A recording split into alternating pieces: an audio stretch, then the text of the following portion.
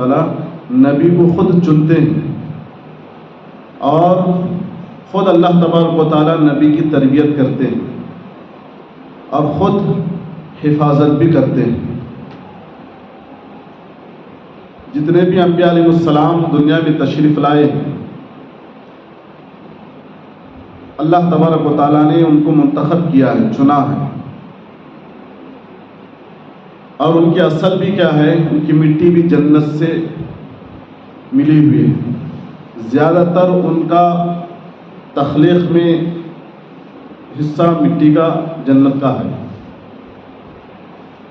اس لیے وہ اعمال بھی جب کرتے ہیں، کام بھی کرتے ہیں، تو نیک ہی کام کرتے ہیں، اچھے ہی کام کرتے ہیں۔ انبیاء سے برائی نہیں ہوتی، نبیوں سے برائی کا کام سرزد نہیں ہوتا، گناہ نہیں ہوتا، اس لیے کہ ان کی اصل ہی پاک ہے۔ اصل کیوں پاک ہے؟ اس لیے کہ اصل ان کی مٹی سے، جنت کی مٹی سے بنی ہوئی ہے، اور ہماری مٹی دنیا کی، ہمیں جو تخلیق کیا گیا ہے، ہمیں جو بنایا گیا ہے، دنیا کی مٹی سے بنایا گیا ہے۔ اسی لیے ہمارے سے غلطیاں ہوتے رہتے ہیں، برے کام بھی ہو جاتے ہیں، اس لیے کہ ہماری مٹی بھی خراب ہے۔ اسی کی تربیت کے لیے اللہ تبارک و تعالیٰ نے انبیاء کے سلسلے کو شروع فرمایا ہے، اور اللہ کے نبی صلی اللہ علیہ وسلم نبوت ملنے سے پہلے بھی آپ ہمیشہ اچھائی کا حکم کرتے تھے، اچھائی کی طرف بلاتے تھے اور اچھائی کام کیا کرتے تھے۔ نبوت ملنے سے پہلے جب آپ محمد بن عبداللہ تھے، اور جب آپ محمد رسول اللہ صلی اللہ علیہ وسلم بن گئے، نبوت مل گئی، تب بھی آپ اچھائی ہی کا کام کیا کرتے تھے اور برائی سے دور رہتے تھے، اور بری عادتوں سے، برے کاموں سے دور رہا کرتے تھے۔ اور آپ کا بچپن جیسا پاک اور صاف ہے، اور ایسا ہی آپ کی جوانی بھی پاک اور صاف ہے۔ آپ نے بچپن میں کبھی جھوٹ نہیں بولا، کبھی کسی کی غیبت نہیں کی، جس طرح سے عام طور پر بچوں کی عادت ہوتی ہے کہ کھیل کود میں اپنا وقت کو گزارے، لیکن میرے آقا حضرت محمد صلی اللہ علیہ وسلم کا بچپن یہ تمام فضولیات سے پاک اور صاف تھا۔ کب؟ وہ زمانہ بہت ہی برا زمانہ تھا، بہت ہی پرفتن دور تھا، اور اس زمانے میں اللہ کو یاد کرنے والا کوئی نہیں تھا، شرک زیادہ ہو گیا تھا، اور کہیں بھی نیکی کا تصور بھی نہیں کیا کرتے تھے۔ چھوٹی چھوٹی بچیاں، اگر گھر میں لڑکیاں، بیٹیاں پیدا ہوتی تو بیٹیوں کو زندہ گاڑ دیتے تھے، اور کی وجہ سے کہ میری بیٹی دوسرے کے گھر میں کیوں جائے، میں اس کو کھلاتا ہوں، پلاتا ہوں، پرورش کرتا ہوں، دوسروں کے گھر میں کیوں جائے، میری ناک کا مسئلہ ہے، وہ جا کر دوسروں کے گھر میں کیوں کام و کاج میں لگ کر میری عزت کو اتارے۔ بہت ساری وجوہات کی وجہ سے بچیوں کو زندہ گاڑ دیتے اگر بچی پیدا ہوتی تو۔ اگر کسی کی بیوی کا شوہر انتقال ہو جاتا تو اس عورت کو پوری بستی میں گدھے کے اوپر گھماتے اور اسے گھما کر اسے چہرے کو کالا کر کے اگر وہ بس جاتی تو اسے ایک اندھیری کوٹری میں بند کر دیتے، اور ایسے دور سے کھانا پھینک دیتے تھے پلیٹ میں۔ عورت کا کوئی مقام نہیں تھا، عورت کی کوئی عزت نہیں تھی۔ میرے آقا نے آ کر عورت کو مقام عطا فرمایا، عورت کو عزت دی، عورت کو آزادی دی۔ اس زمانے میں عورت کو آزادی نہیں تھی، عورت اپنی رائے پیش نہیں کر سکتی تھی، اپنا خیال پیش نہیں کر سکتی تھی، اسے اندر ہی اندر کون دیا جاتا تھا، بند کر دیا جاتا تھا۔ وہ مردوں کے ساتھ بیٹھ کر کھانا نہیں کھا سکتی تھی، گھر کے مردوں کے ساتھ بیٹھ کر۔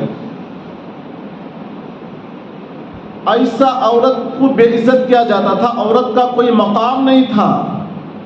میرے آقا نے آ کر اس زمانے میں عورت کو مقام عطا فرمایا، عورت کو آزادی دی، عورت کو گھر کی ملکہ بنایا۔ آج یہی معاشرہ یہ کہتا ہے کہ اسلام نے آ کر عورت کو گھروں کے اندر کون دیا ہے، عورت کی آزادی کو چھین لیا ہے۔ حالانکہ اسلام نے آ کر عورت کو آزادی دی، عورت کو مقام دیا، عورت کو عزت دی۔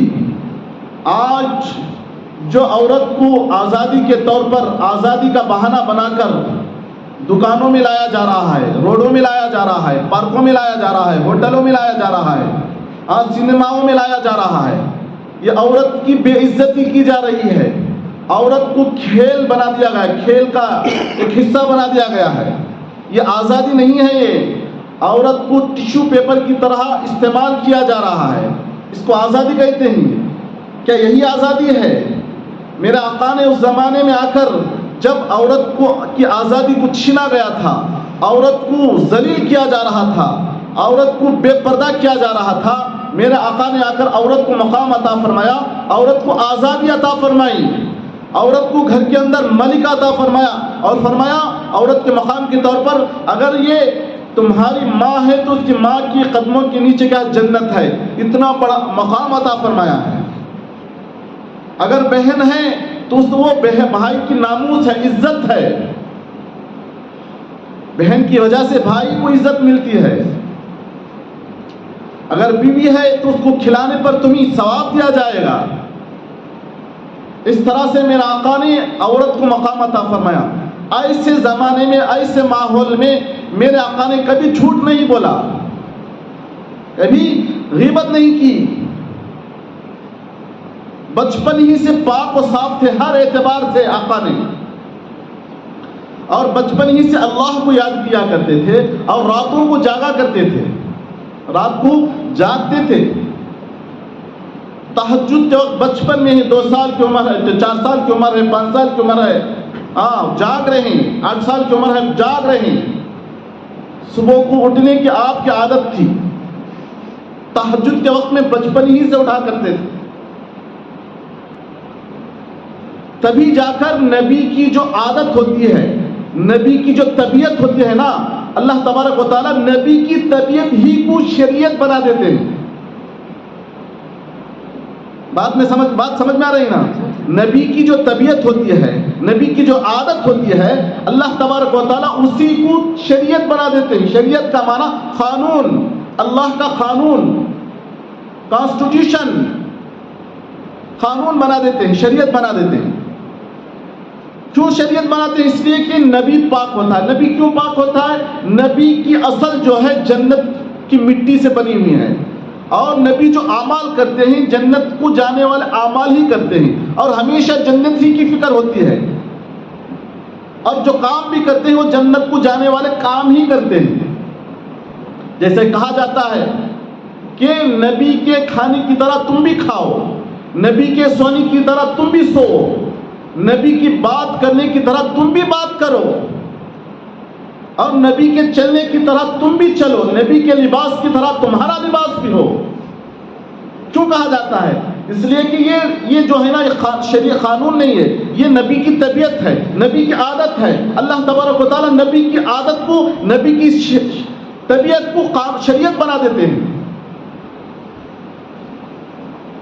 اصلی ہیرو ہمارے نبی ہوتے ہیں۔ ہمارے نبی کو ہم اپنا ماڈل بنانا چاہیے، ہمارا ہم نمونہ بنانا چاہیے۔ آپ کے چچا ابو طالب کہتے ہیں کہ ایک مرتبہ رات کے وقت میری آنکھ کھل گئی، سویا ہوا تھا، آدھی رات میں آنکھ کھل گئی، دیکھا بازو میں محمد میرا بھتیجا میرا بیٹا نہیں ہے، نظر نہیں آ رہا ہے صلی اللہ علیہ وسلم. آواز دیتے ہیں بیٹا محمد صلی اللہ علیہ وسلم. ایک کونے سے آواز آتی ہے چچا جان میں یہاں ہوں. ابو طالب فرماتے ہیں کہ بیٹے امین نے محمد صلی اللہ علیہ وسلم کو دیکھا کہ وہ راتوں میں جاگ رہا ہے، آدھی رات میں جاگ رہا ہے. بچپن ہی سے عادت تھی آپ کے جاگنے کی، اور اس زمانے میں اللہ کا تصور نہیں ہوتا تھا. جب بھی اللہ کے نبی صلی اللہ علیہ وسلم بچپن ہی سے جب بھی کھانا کھاتے بسم اللہ ہی بول کر کھاتے تھے، اللہ کا نام لے کر کھاتے تھے. جب کھانا ختم ہو جاتا تو الحمدللہ کہتے. کب؟ وہ ماحول اللہ کو یاد کرنے کا نہیں تھا. ابو طالب کہتے میں بچے سے عجیب و غریب باتیں سنا کرتا تھا. یہ عجیب و غریب باتیں تھی، بسم اللہ الحمدللہ جو تھی نا، وہ کبھی بھی مکے والے اس زمانے میں جاہلیت میں سنے بھی نہیں تھے. بسم اللہ بول کر الحمدللہ یہ سارے الفاظ نہیں سنے تھے. تو اللہ کے نبی صلی اللہ علیہ وسلم بچپن ہی سے اللہ کو یاد کیا کرتے تھے، بسم اللہ بول کر کھاتے تھے، اور ختم ہونے کے بعد الحمدللہ کہا کرتے تھے. تو اسی کو اللہ تبارک و تعالیٰ نے نبی کی عادت کو، نبی کی طبیعت کو شریعت بنا دیا. اس طرح سے کھاؤ گے تو نبی کی طرح سے کھاؤ گے تو یہ سنت ہے، یہ ثواب ہے، یہی شریعت ہے. اللہ تبارک و تعالیٰ نے بچپن ہی سے آپ کی حفاظت فرما لی. بچپن ہی سے کسی برائی میں ملوث نہیں ہوئے. ایک مرتبہ کعبہ تعمیر ہو رہا تھا آپ کے بچپن میں کعبے کو بنایا جا رہا تھا، تعمیر ہو رہی تھی. اس وقت آپ صلی اللہ علیہ وسلم بھی اپنے سر مبارک پر اینٹیں لاد کر، اینٹیں اٹھا کر کعبے کی طرف لے کر جا رہے ہیں. اس میں ابو طالب بھی ہیں، سردار ہیں. دیکھا بیٹا بغیر اوپر کپڑا رکھے ہوئے کیا ہے اینٹیں لاد کر لے کر جا رہا ہے، کہیں بیٹے کو تکلیف نہ ہو جائے، محمد کو تکلیف نہ ہو جائے صلی اللہ علیہ وسلم. کہتے ہیں بیٹا محمد یہ جو کپڑا باندھے ہوئے ہیں نا، جو لنگی، اس سے نکال کر کیا ہے چنبل بنا کے اوپر رکھ لو تاکہ تمہارے سر پر زخم نہ آئے، تکلیف نہ ہو. محبت تھی بھتیجے سے اس طرح سے، اس لیے کہ باپ نہیں تھے، اس طرح سے محبت کیا کرتے تھے چچا ابو طالب. جیسے ہی بچپن میں بچے کیا ہے کپڑے نکال دیے تو بھی کوئی فرق نہیں پڑتا، اس حساب سے کہے. تو جیسے اللہ کے نبی صلی اللہ علیہ وسلم کپڑا نکالنے کے لیے جاتے ہیں تو بے ہوش ہو کر گر جاتے ہیں، کپڑا نہیں نکلتا جسم سے. تو ابو طالب گھر کو لے کر چلے جاتے ہیں حضور صلی اللہ علیہ وسلم بچپن ہی سے. آپ کا سطر کوئی نہیں دیکھتا، بچپن ہی سے اللہ تبارک و تعالیٰ نے آپ کی حفاظت فرما لی. اور ایسے ہی آپ کی عمر تقریباً 12-14 سال کی ہوئی. ایسے ہی قریش میں ایک پروگرام ہوا، شادی بیاہ ہو رہی تھی. جوانی کا عالم ہے وہ. اس وقت ہر ایک کی عادت ہوتی ہے کہ مزہ کرے، خوش رہے. تو چند نوجوانوں نے آپ صلی اللہ علیہ وسلم کو بھی کیا ہے ساتھ میں لے کر اس پروگرام کے لیے، شادی کے لیے چلے گئے. اور اس گانے میں، اس زمانے کی بڑی شادی تھی. اس میں کیا ہے شادی میں گانا بجانا، رسم و رواج بہت سارا تھا. تو اللہ کے نبی صلی اللہ علیہ وسلم خود فرماتے ہیں میں اس زمانے اس وقت میں گیا تو مجھ پر نیند کا غلبہ ایسا آیا، پوری رات میں یہیں پر سو گیا. وہ وہاں پر کیا ہوا، کیا کیے، کچھ بھی پتہ نہیں چلا. اس طرح سے اللہ تبارک و تعالیٰ نے آپ کی حفاظت فرما لی. ہو سکتا ہے اس طرح سے بعد میں چل کر، اس لیے کہ آپ گانے بجانے کو روکنے کے لیے آئے ہیں. یہ جو گانا بجانا ہے یہ آپ اسے روکنے کے لیے آئے ہیں. اگر آپ ہی اس میں ملوث ہو گئے، آپ ہی اس میں شرکت فرما لیے تو لوگ بعد میں کہہ سکتے تھے کہ آپ ہی گانے بجانے میں شرکت کیے ہیں، آپ ہی گانا بجانا سنے ہیں، آپ ہم ہی روک رہے ہیں. تو اللہ تبارک و تعالیٰ نے آپ کی جوانی کی بھی حفاظت فرمائی. آج کل ہم کیا ہے جوانی میں کیا نہیں کرتے، جوان ہے، نوجوان بچہ ہے، ابھی کرنے کی کام ہے، کر لینے دو. اس طرح سے ہم بھی روکتے نہیں، کرنے کے لیے چھوڑ دیتے ہیں. نہیں، جب برائی کرتا ہے، شریعت کے خلاف کام کرتا ہے ہمارا بچہ تو ہمیں اسے روکنا ہے، ہمیں اس کو ڈانٹنا ہے۔ ہم اگر نہیں ڈانٹ رہے ہیں تو وہ جہنم کے گڑھے کی طرف جا رہا ہے، جہنم کے گڑھے کی طرف جا رہا ہے۔ ہم برداشت کریں گے کہ ہمارا بچہ جل جائے؟ کوئی باپ نہیں برداشت کرے گا، کوئی ماں برداشت نہیں کرے گا کہ میرے بچے کو کیا ہے آگ لگ جائے۔ تو ہم معلوم ہو کر ہم اپنے بچوں کو نافرمانیوں کی طرف، شریعت کے خلاف، نبی کے طریقے کے خلاف ہم کام کرنے کے لیے آگے کر رہے ہیں۔ تو جس طرح سے نبی کا بچپن پاک و صاف ہے، ایسا ہی نبی کی جوانی بھی پاک و صاف ہے۔ کبھی بھی آپ سے غلطی ہوئی نہیں، آپ پاک اور صاف پیدا ہوئے۔ جب پیدا ہوئے تبھی بھی کیا ہے گندگی نہیں تھی آپ سے، گھر میں خوشبو پھیل گئی تھی۔ جس طرح سے آج کل بچے پیدا ہوتے ہیں تو وہاں بدبو شروع ہو جاتی ہے۔ میرے نبی جب پیدا ہوئے، نبی دنیا میں تشریف لائے، اس وقت کیا ہے پورا کمرہ روشن ہو گیا تھا، چمک گیا تھا، روشنی پھیل گئی تھی، خوشبو مہک رہی تھی۔ اور آپ مختون پیدا ہوئے، ختنہ پہلے ہی سے کیا ہے ماں پیٹ ختنہ پیدا ہوئے۔ اور آپ جب دنیا میں تشریف لائے سجدے کی حالت میں تھے، آپ سجدے کی حالت میں تھے۔ جب آپ دنیا میں آئے تو یہ دعوت دیتے ہوئے آئے کہ آدمی کو جب سجدہ کرنا ہے، انسان کو سجدہ کرنا ہے تو صرف اللہ ہی کے سامنے سجدہ کرنا ہے۔ یہ دعوت دیتے ہوئے دنیا میں تشریف لائے۔ جب آپ کا آخری وقت ہوا، جب دنیا سے تشریف لے جانے کا وقت آیا، اس وقت بھی آپ کی زبان مبارک سے یہی کلمات تھے کہ نماز نماز نماز، میری امت نماز نہ چھوڑے، میری امت نماز نہ چھوڑے، یہی الفاظ تھے۔